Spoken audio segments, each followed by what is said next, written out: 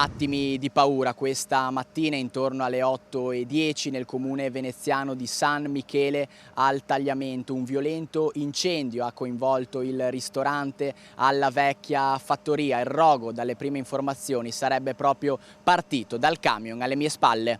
Tutto sarebbe iniziato da un camion in transito lungo via Malamocco. L'autista, dopo aver visto del fumo uscire dal motore, ha accostato bruscamente. Nel giro di pochi istanti le fiamme hanno avvolto il mezzo e si sono propagate rapidamente fino a raggiungere l'edificio accanto. Attimi di apprensione anche perché al piano superiore del ristorante vivono i proprietari, che sono riusciti a mettersi in salvo appena in tempo. Stavo dormendo. Praticamente il camion dietro a casa mia è scoppiato e ha preso fuoco tutto il tetto del locale.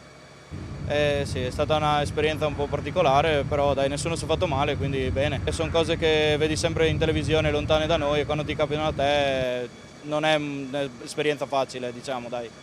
Però tutto sommato nel male è andato anche bene, che nessuno ha provocato danni a parte al locale, diciamo.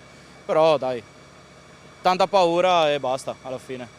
Immediato l'intervento dei vigili del fuoco arrivati da Mestre, Portogruaro, San Donà e La Tisana con il supporto dei comandi di Pordenone e Udine. Sul posto sono giunte 3 autopompe, 2 autobotti e autoscale. Le operazioni sono proseguite per diverse ore. I pompieri infatti hanno lavorato senza sosta anche sul tetto, dove con l'ausilio della Flex hanno tagliato grondaie e parti pericolanti per mettere in sicurezza l'area. Un vigile del fuoco inoltre è stato anche colpito da un malore dovuto al caldo ed è stato affidato alle cure del 118.